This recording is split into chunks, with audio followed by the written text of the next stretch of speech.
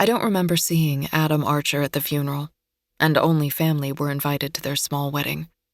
Soon after, she made the appointment with me to change her will. There was a lot of money, and by that I mean enough money that everyone could be provided for, including Adam. Being an estate lawyer, you learn not to judge. I hadn't walked in Jin's shoes and felt her grief. It was a giant hole that Adam had filled. People could talk all they wanted about his age or how they met or how soon they married after Eddie died. She was so happy when I last saw her, like Adam had managed to erase the despair.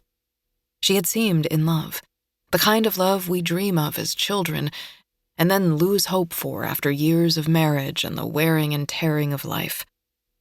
It was a struggle not to envy her and to remind myself that this new love had come at a great cost.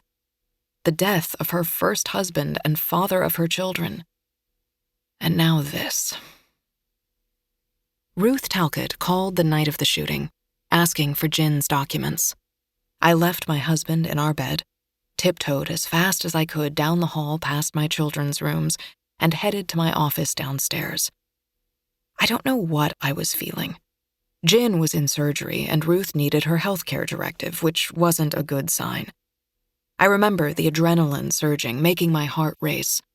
I tried to stay focused, be the level-headed attorney. I told myself that was the one thing I could do now to help the family. The directive had been my idea. I suggest it for all of my clients, though it's not pleasant to think about. Who would you trust to decide whether to keep you alive? And for how long? And in what state? Is there anyone who is truly objective? Who would be able to read your mind and know what you would want when you weren't able to tell them? For better or worse, I convinced myself that I knew what Jin would want from me. I found her file and pulled out the letter that had been left on my doorstep 2 days before this horrible night. I gently tore the seal of the large envelope and pulled out the pages. Jin's parents were dead. She wasn't close to her brother. I expected the letter to be addressed to Adam or the children, but instead it was addressed to me. I could hear her voice as I read the first few words. Dear Sarah, if you're reading this, there's a story I need to tell you. It begins and ends with Adam.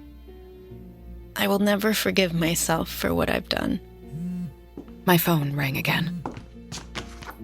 Hello, this is Sarah. Sarah, this is Ruth Talcott again from the hospital. Are you almost here? I'm on my way now. With my heart racing even faster, I put all of the documents into my bag and left for the hospital.